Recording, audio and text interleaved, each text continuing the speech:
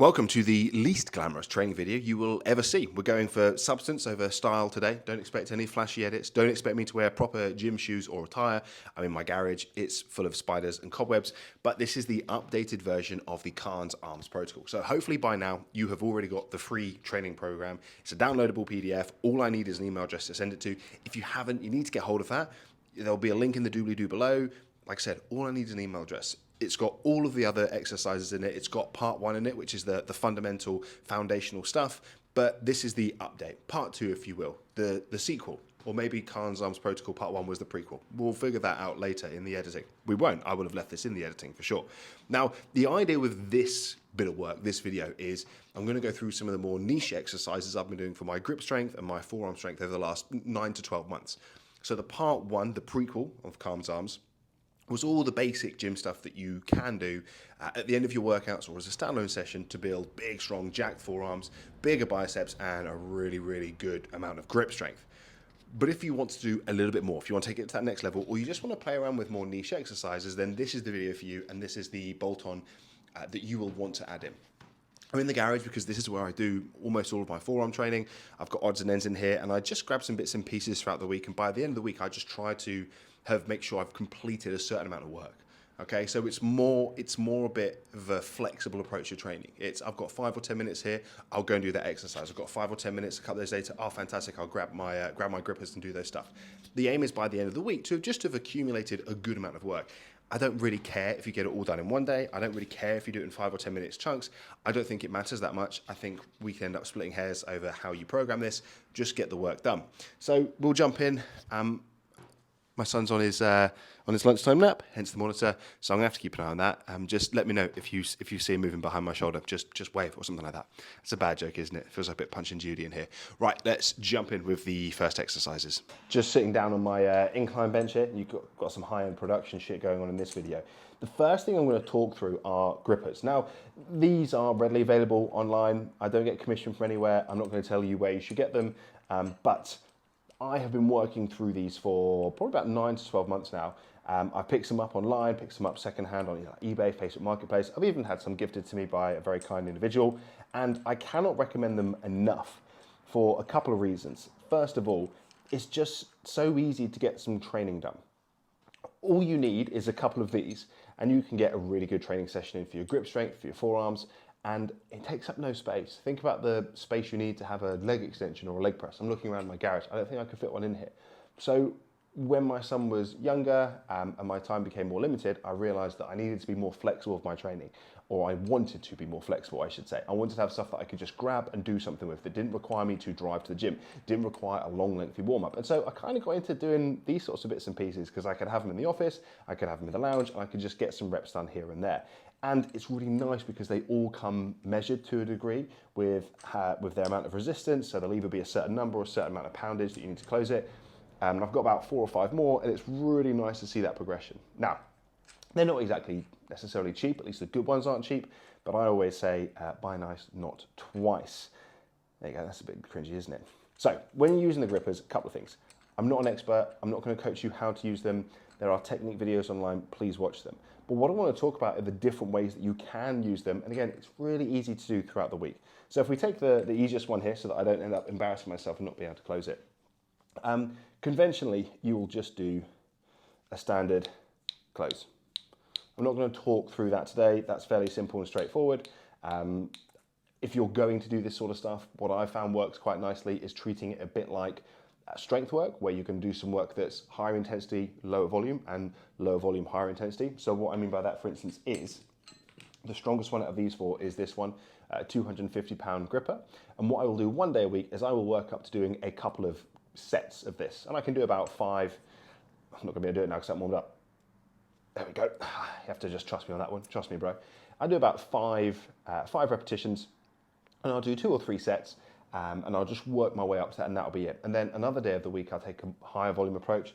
So I'll grab one that is less resistance, easier to close, and I will crank out a couple of high rep sets around the sort of 20 to 30 rep mark. So again, you can treat it a bit like you could do a bodybuilding day and a powerlifting day for your grip strength. But there are also other exercises that you can do, which I feel have really helped to develop my grip strength. And it's kind of fun and a bit niche.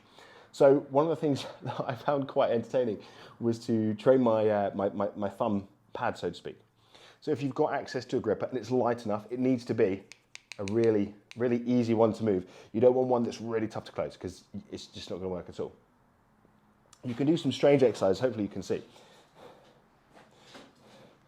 So you can, we'll see if this catches on the video. So you can hold the lower part of the gripper in 2 fingers, and you can just start, if you imagine you're playing a video game, and you can just start pressing down that thumb. And you will start to feel straight away that thumb pad working really hard, and the front of the thumb as well. I'm sure there's a technical anatomical term for that. You can create more stability by having both hands on it. You can make it a bit more work for the thumb pad rather than the thumb itself, it feels, by just coming from the other side. And there's no real reason to do this other than if you want to be able to button bash your Xbox controller really hard, or you need to be the world champion at Thumb Wars. But again, I just feel like it's improved my grip strength. It's certainly improved my finger and thumb dexterity, and it's something that I can do whilst doing literally anything else. So if I've got 5 minutes of downtime and I'm just doing some odds and ends, I'm watching something, if I want to, I can just pick up a small gripper and I can just crank out some repetitions. And again, it's quite fun. It's quite nice to feel like a different sort of work. So again, this isn't going to make your forearms massive or give you big biceps, but generally speaking, I think it's worth working on your weak links. I think it improves other exercises. Your grip strength improving is probably going to improve your pull-ups. And the reason being, if you imagine you can only hold on for sort of 10 seconds or so, your grip strength allows you to hold your body weight in a pull-up position for 10 seconds. Well, no matter how strong your back muscles are and your arm muscles are, you're only going to be able to do as many pull-ups as you can hold on to the bar for. So I think a lot of times our ceiling with certain exercises, the thing that limits us, is what we need to work on and push through. So if you really struggle holding onto bars and you don't have wrist straps, or you just want a stronger grip, that's reason enough to improve it. But it is quite fun to do different things. So the first thing I would recommend trying is if you've got a light gripper, just grab it in sort of different ways and think about building pressure just through the thumb. You don't need to do loads. I did way too much the first time I did it, and I had like quite a bit of pain through my entire thumb and my wrist for a few days because I just did too much too soon. But that's the first thing that I would have a look at doing. The second thing, he's still asleep. The second thing is work fewer fingers, I guess. So rather than having it in your grip like that, have a play around with having it in your ring finger and your pinky. And again, you want a nice light one for this, so that you're closing it like so. You'll feel a different part of your forearm working. You'll feel the lower part of your hand working. You can reverse it, and you can go with 2 fingers at the top. And I think the point with this sort of stuff is it's really easy to do. You don't need to warm up. You just got a gripper, you just grab it, you just do some work. I think it's worth doing because it's going to help to maintain dexterity and strength within your grip. And I think it's going to give you more confidence and increase the potential ceiling you have with other exercises. You're not going to be struggling to hold onto a bar. And the other thing I think it potentially helps with is this. A lot of times when I work with people and they do back exercises, they will feel it in their arms and their forearms. And part of the reason being is because they have to work their bicep, their forearm, and their grip muscles so hard to keep hold of the weight, even with wrist straps. So what we're doing is we're going to end up getting to the point where our grip is strong enough that we're using a much lower percentage of what we need. If you're trying to hold on to a weight that's 50 kilos, and the most force you can produce with your hand is 100 kilos, then you need to use 50% of the total available strength you have. 50 kilos is 50% of 100 kilos, I think. Then that's going to work, that's going to be taxing to an extent. If you can close 150 kilos, it's a silly big number. You're not going to be able to close 150 kilos. It's just an example. If you have the strength to generate 150 kilos worth of force with your grip, and you're holding on to that same 50 kilo weight, you're now going to be using a third of your potential strength. So you're not going to be recruiting as many motor units. It's going to be easier. It's going to be less fatiguing. And so that's another reason why doing sort of like weird grip exercises like this, I don't think there's any downside. It's not going to cost you in terms of time. It's not going to cost you in terms of driving to the gym, spending time away from friends, family, or anything like that, the only cost is just getting the grip in the first place. But like I said, if you're smart, you can get them relatively cheap. So I would definitely incorporate playing around with these. Like I said, I've got 3 main approaches. The first is I will, at the beginning of the week, I will start with a smaller gripper and I will just warm up nice and slowly and work my way up to a few top sets with the heaviest one that I can currently close. Later in the week, I won't go close to that one. I won't even go close to the one that I can close for, say, sort of like 6 or 7 reps, and I'll do some high volume work. I'll either do a couple of sets to failure, or I'll aim to do a total number of reps. I'll do, I'm going to do 50 total reps on each side. So I might do 10 on one arm and then 10 on another. You get the idea. And then, like I say, the third and final part, which is the more interesting part, is isolating fingers and thumbs. So holding the end and just closing it with your thumb, or placing it in the ring finger and the little finger, closing it like so, flipping it on the top. You can go just forefinger or forefinger and middle finger. There's no real downside. Your hands will feel stronger because they will be. You'll probably get a bit more finger dexterity. It may help with a lot of other exercises and reduce that potential ceiling. So I would definitely, if you get the chance to, definitely grab hold of some of these. Don't need to be brand new, don't be super expensive, and get working on those. The next series of exercises are going to require a barbell of some sort. This is an easy bar, but it's a very light one. I think it weighs less than 7 or 8 kilos. So a lot of easy bars in most gyms are going to be substantially heavier. You can use them, but just bear that in mind. Ideally, if you've got an adjustable dumbbell, that works even better. I'm talking about the old school ones where it's a small handle and you just slide small thin metal plates on top, okay? But an easy bar, a light easy bar works, a weighted bar of some sort works. You can try an Olympic bar, but I think it's going to be a bit too much. And what we're going to do is we're just going to work our wrist movement in different angles to work different muscles of the forearms. And again, I'll do this sometimes, I'll get it done most weeks, once a week, and I'll just do 5 minutes or so. And I just want you to think about the different ways that the wrist can turn. So, first thing I might do is just rotations from side to side. Obviously, if I grab the bar dead center, there's no real challenge at all because it's equally weighted on both sides. So what I'll do is I'll just move my hand down, and then all of a sudden, this end wants to drop, so I'm having to work hard to stop it from just turning over. The further I move my hand down, the harder it becomes. That's too far, that's too little, we'll start there. You'll just have to play it by ear. And then what I might do to begin with is just some rotations. So I'm going to rotate the bar clockwise, or maybe it's anti-clockwise from where you're standing, and then back. Nice stretch, nice and slow. Rotate back, open up my palm, and rotate. Open up my palm, and rotate. Oh, some high-end quality production shit you got here. Some fella, basically, in the joggers that his son sicked up on last night, in Tom's, in a garage full of cobwebs, with a rusty easy bar. That's the point, isn't it? You don't need to be at a gym to do this stuff. So you're just going to rotate as far as you can. Like I said, just to remind you, the further down the bar you hold, the tougher it's going to be, which might not be a bad thing to start with, but I don't think I'm going to get more than a couple of reps of that. So what you can do is you can start further down the bar and work your way back. One of the things I think this is really beneficial for is increasing your pronation and supination. Pronation, palm down, supination, palm up. A lot of times when it comes to bicep curls or pull downs, some of us will find them more challenging because we can't have our palm face up. And you can do this now if you want, you can test. If you take your palm, pull it by your side, and turn it, how far do you get?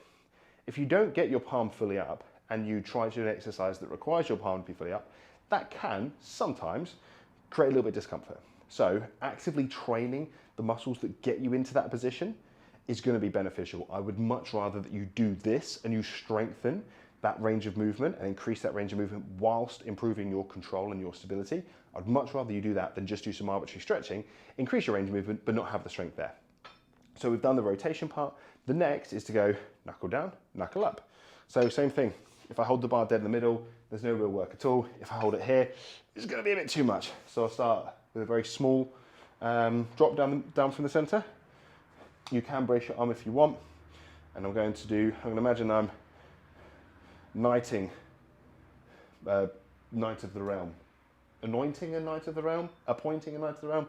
I got a sword, I'm tapping it on this knight's shoulder. And you're going to extend through the wrist, get your knuckles down to the floor, and then you're going to go knuckles up. Extend through the wrist, knuckles up. The lower I hold it, it's going to be a bad idea, Aaron. The lower I hold it, the more challenging it's going to be. So again, you can start low and then work your way up. The next part is just do the reverse. So here we're working, put that down gently. Jack's sleeping just there. This part is obviously working, or this exercise is working this part of your forearm, and we want to make sure that we're also hitting the underside, so to speak. So now you're just going to do the complete opposite. Instead of lowering your wrist and bringing your knuckles up with the bar up high, you're going to have the bar behind you, and you're going to bring your wrist back. So I'm going to tuck it in here, I'm going to stretch back, and then I'm going to bring my knuckles back, open up through the wrist, squeeze back, open up the wrist, squeeze back, open up the wrist.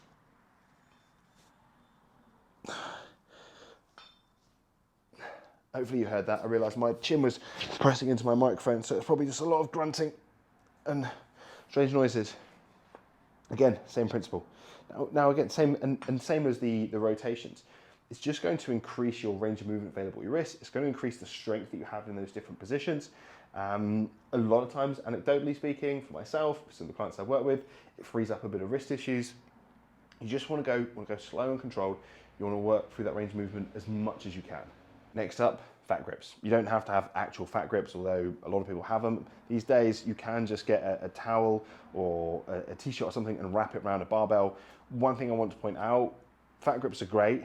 You can use them if you're doing pressing work, and a lot of machines already have them on, but it's not going to work your grip in the same way. We're going to use fat grips to intentionally make the grip work harder. If you're doing a pressing exercise, your grip strength doesn't play into it quite so much. So you can use absolutely anything for this sort of stuff, and we'll just do some static holds, but with one little twist. So I'm going to place it over this 40 kilo kettlebell. I'm going to turn it this way. Now, conventionally what we'll do is we'll just reach down and grab it, and that's fine. That's going to be our strongest position. What I want you to do is I want you to start with the weight as far up your palm as possible, and I want you to think about bringing your palm up so that you're going to be shortening these muscles and working them a little bit harder. So rather than just grabbing them here, I'm going to wrap my hand under a little bit, and I'm going to think about trying to keep that position. Now obviously it's 40 kilos in the fat grip. I'm not keeping that position, but the difference is I might end up here rather than just picking it up and starting there. So I'm going to get my hand under, and I'm going to pick it up, and already I can feel these muscles working so much harder. So I'm actively trying to bring my palm up. Now, as I fatigue, it's going to drop, and it's going to turn to more of a traditional grip exercise. So there I can just extend through the wrist, so it's straight down now, a lot less strain, a lot less work going through here, and more traditional grip exercise. So now it's sitting in my fingers rather than in my palm, and this is a different sort of challenge now, a bit more direct work for the grip, although these muscles are still being worked. I honestly would recommend doing this one arm at a time if you can, because it's very difficult to focus on both sides at once, but it also makes it slightly easier if you're using a barbell. If you're using a barbell with two hands, it's easier for you to turn your wrist back, but you can only turn them one way. I prefer to use something like a kettlebell or a dumbbell because you can just position it as it's more comfortable. So if I have my palm facing towards me, it doesn't feel great doing that. So I prefer having my palm open, so to speak, and curling up almost sideways, I suppose. So again, wrap my hand under, think about keeping my palm supinated, scoop it up, and straight away I can feel all of this really killing in a nice way. So I'll hold on to that as much as I can, and then when I start to feel it fatiguing, I just let it sink down into my fingertips, and then I've got a different position through the wrist. It's going to load my grip strength a little bit more, my forearm muscles a little bit less. One of the reasons I think this is such good exercise is because I think most of you will overlook how important this part of your forearm is to develop the appearance of thickness. It's the same way that a lot of guys overlook their triceps and prioritize their biceps. Like, we train the muscles that we can see in the mirror, we train our biceps loads, and if you don't develop your triceps, then your arms are going to lack that thickness if that's what you're looking to achieve, because your triceps are substantially larger. Your tricep makes up 2/3 of your arm, basically. And I think that when you look at your forearm size and shape, the muscles on top that are trained by reverse curls and hammer curls and a lot of grip exercises don't constitute a huge amount of the actual meat on your forearm. Most of it comes from the parts underneath. You know, when you're looking at this angle, it's all of the underneath that is creating that frame, that size, that thickness, if that's what you're looking to achieve. And that's achieved by doing palms up wrist curls, as are included in part 1 of the Khârn protocol. It's achieved by loading them in this position. Basically anything where you're bringing your hand up or you're bringing your knuckles back. So the kettlebell one in part 1, where you're bringing the knuckles back, hopefully you can see that, is going to be absolutely key for that. The easy bar exercise, where we're curling that back, that's going to make a big difference to this muscle group here. And then the open palm curling up when you're doing an active hold is also going to help. Last and certainly least, let's talk about nappy bins. I'm joking.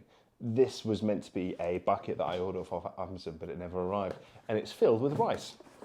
Eventually, I'll have to take the rice out. The nappy bin was emptied of nappies and was thoroughly cleaned before I put the rice in it. Now, training with, just to show you there's rice in here, training with rice seems to be very popular on YouTube, on social media, for the grip work. I see it quite a lot. And I'll be honest, I've been nothing but disappointed by prioritizing this sort of training. I think of all of the things on the Khârn's arms protocols, this is what you should prioritize the least. You have to buy a load of rice. You have to buy a bucket. That bucket has to go somewhere. And I think in terms of overall intensity and stimulus, it's the least effective thing that I do. In fact, I haven't done this for like 6 weeks because in my mind, it's the least important of all exercises. And so I'll only get it done if I've done everything else and then I still want to train forearms. Now, I think there are a couple of exceptions. First of all, if you're very new to training your wrists and your forearms, this is going to be tough. Second of all, I think if you have any sort of pain or discomfort, lack of mobility through your fingers, your hand, your wrist, your forearms, your elbows, I think this can be really, really beneficial because it's essentially very light load, high repetitions, stimulates a load of blood, like you'll get a really nice pump in the forearms. But I think fundamentally, it's a bit like doing really high rep band work. The load is very low. You're not going to get to muscular failure. You're going to feel a really good pump. But when it comes to building muscle, that's not the important thing. The important thing is mechanical tension. And so if you can hold like a 25, 30 kilo dumbbell and do wrist curls with it, that is going to work these muscles far, far more effective than any amount of work like cupping and moving your hands around in a rice bucket. That's just the way hypertrophy works. But it is really good as a warm-up. It's really good if you do a lot of climbing or a lot of strongman work, or if you've got a bit of pain in your wrists and your fingers. I'm not saying it's going to fix that or get rid of it, but I think that it's very low load and it stimulates the muscles, it improves mobility and dexterity, and it increases blood flow to the area as well. So for those reasons, I think it might sometimes be worth incorporating. But fundamentally, all you're doing is moving your hand in slightly different ways against the rice. So make sure you take your watch off first, otherwise you'll get loads of rice in it. So you're cupping your hand a bit and you're scooping around in a clockwise direction. And then staying with the cupped hand, move in an anti-clockwise direction. You can then do just pulling it back. And one of my favorite ones, which does seem to be a significant more challenge, is you do palm down and then you open and palm up, and you'll feel this in a different area. So I slide my hand down the back of the bucket and I just try and extend my wrist up and lift my fingers up.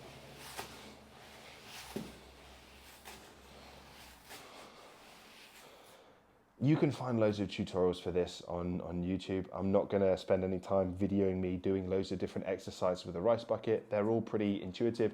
You just move your wrist and your hand around in different ways and you will work slightly different muscles in your wrist and your forearm and in your hand, obviously. I include it in this because I have it in the garage. I do it from time to time, but it's the it's the last thing that I would incorporate for direct forearm training. I think it's overhyped. I think that it looks great because it gives you a visual result straight away. If you go and do 5 minutes of rice bucket training, like your forearms and your hands are going to be pumped, and you'll get loads of vascularity. Like your veins will just stick up. It will feel really good. But I think that's what it's sold on. If you do 8 to 10 reps of heavy wrist curls, you're not going to get that same pump because it's just like doing 8 to 10 reps on most exercises. It's not going to drive a huge amount of blood to the area. You're not going to get that swollen effect across your muscles. But that's the stuff that builds muscle, you know, doing really tough sets of leg extensions, of leg press, of pendulum squats, of back squats, builds muscle. Doing 100 rep lunges is significantly less effective for building muscle. And it's the same idea. If I get a really light band and I do 200 tricep pushdowns, my triceps are going to be pumped and they're going to look huge, and it's going to be a stimulus of sorts, but it's going to be marginal compared to if I just got a really heavy barbell and I did 8 reps of like close grip bench press or something like that. So that's what I found with this. I was like, cool, we'll give it a go. And if you do any sort of grip and forearm training consistently, you will very quickly find that this is not hugely challenging unless you're prepared to do like 5-10 minutes straight. And in my mind, you might as well be doing something else. You know, do this as a finisher, do it on top, do it if you're rehabbing any part from the elbow down. If you get any pain or discomfort, if chin-ups hurt your elbows or your wrists, then do this. You'll get loads of blood flow to the area. It'll feel nice, you'll improve your mobility. It's a chance to move against a little bit of resistance, but don't treat it as your main work. If you're doing rice training for your forearms, as opposed to just doing heavy wrist curls and wrist extensions with dumbbells, as you'll find in the part 1 of the Khârn protocol, then you're selling yourself short. Like the return on investment with this exercise is significantly diminished. 5 or 10 minutes of this is not the same thing as 5 or 10 minutes of heavy forearm training with barbells, dumbbells, kettlebells, and stuff like that. Okay, it turns out the rice bucket training wasn't the last thing that I was going to do. I just suddenly remembered this. I think this is a good challenge. This is the stuff that is inspired me by, or that I was inspired by arm wrestlers. They do these sorts of exercises. Ideally, you're going to have a specific strap that I see them use. But if you don't have that, you can just use a wrist strap. The weight you're going to want to start with light. And again, we're just going to work our forearm in different ways. This is not too dissimilar from the easy bar work. So for instance, if I am doing, let me think about this right, I'm going to do some overhand work. What I'm going to do is I'm going to place the strap across the palm of my hand, sit this down, and then I'm going to rotate as such. Now, if I'm using a heavier weight, I'm going to want to wrap it around twice, because otherwise it just becomes impossible to hold on to from a grip perspective, and it just ends up being a grip exercise rather than a grip and forearm exercise. If I double it up and the wrist strap overlaps, that will create a little bit of friction. So, like so, and then it's the same thing. So I'm just rotating. Open the palm and rotate. Open the palm and rotate. So I've got 2 5-kilo plates here. It's relatively challenging. I could probably do a number of repetitions. A lot of times you will see arm wrestlers or people training for arm wrestling using huge amounts of weight doing this. It's quite impressive and also quite scary, the thought of just having like 50, 60 kilos dangling from the outside of your hand. So again, for my purposes, for my goals, I just go a little bit lighter with this. I don't think I'm going to be doing any arm wrestling competitions anytime soon. Hopefully you've heard all this, by the way. I've just realised I'm talking really quietly and measured my voice because, again, Jackson's asleep literally just up there.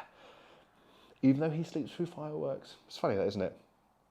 Like, I took him on a walk this morning and there was a forklift truck and then a delivery van and a massive digger all drove past within a few metres while he's out on this walk when he was napping in the pram. Didn't blink an eye. Fireworks, doesn't blink. But God forbid I talk louder than a whisper in the garage down here. For some reason in my mind, that's what's going to wake him up. I'd probably be fine. I could probably drop these and he wouldn't blink. But let's also not risk it, because otherwise his mother's going to kill me. And you can essentially do these exercises from all angles. So if you have it in front dangling down, you can extend the wrist up.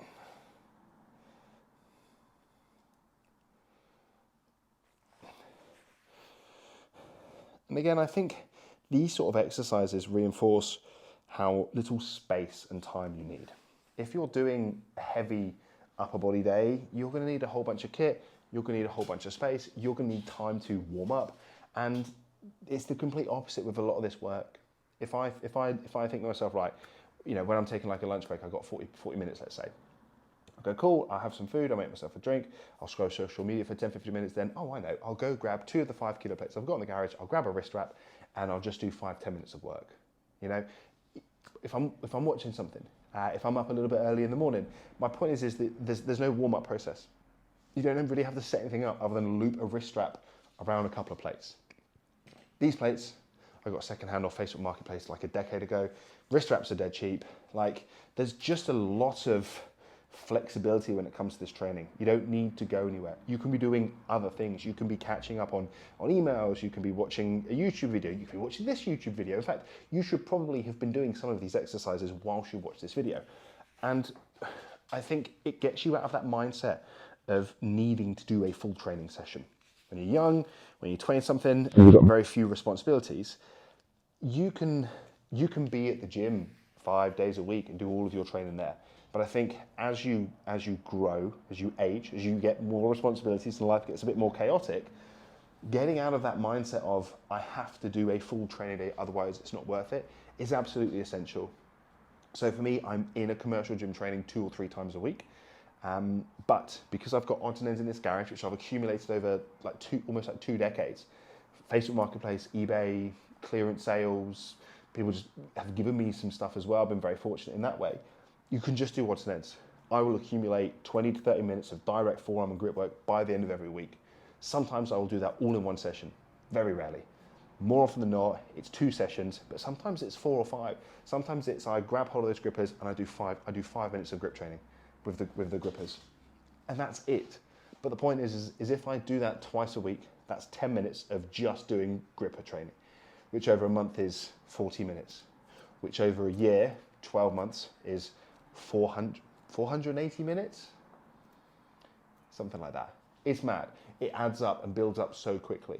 Okay, it accumulates so quickly. If you can find 5 or 10 minutes to do some extra little niche grip work at home, or just tag on to the end of your gym workout, and you do 5 or 10 minutes, 2 or 3 times a week, you will not appreciate the difference it makes until you look back and go, holy shit, look at that photo. Look how much my forearms are growing, I didn't realize. Or, oh shit, I started at a gripper which was, like 100 pounds, and now I'm closing a 250 pound gripper with ease. Like that feels good. That sense of achievement, that sense of progression, but it's so manageable and so easy to get in your week. You have to be disciplined. You have to still show up and do it. You have to have that intent and that purpose. You have to make the time and find the time, not just wait for it to be served to you on a platter. But if you can, your forearms are going to get much bigger and stronger. Your grip strength is going to improve significantly, and your confidence and your strength and your mobility through these areas is going to skyrocket. And again, I think that's so worth the investment. Exercises have become so much easier. Like my pull-ups improved without necessarily getting any stronger in my back because my grip strength improved. My wrists, my fingers, my elbows, I get 0 pain or discomfort. My mobility has increased. My confidence with my grip strength has increased. And like I say, you just get that sense of achievement. You're doing something, you're working on something. You don't need to go anywhere to do it. You've got it at home, you've got it in your lounge, you've got it in your office, you've got it in your garage, you've got it in the garden. You just do something for 5-10 minutes. And as long as you do that frequently, consistently, like you're not going to believe the changes until like you realize it 9-12 months down the line. So there we go. If you haven't got the Khârn protocol yet, make sure you have. And hopefully I've inspired some of you to at least give some of these little bits and pieces a try.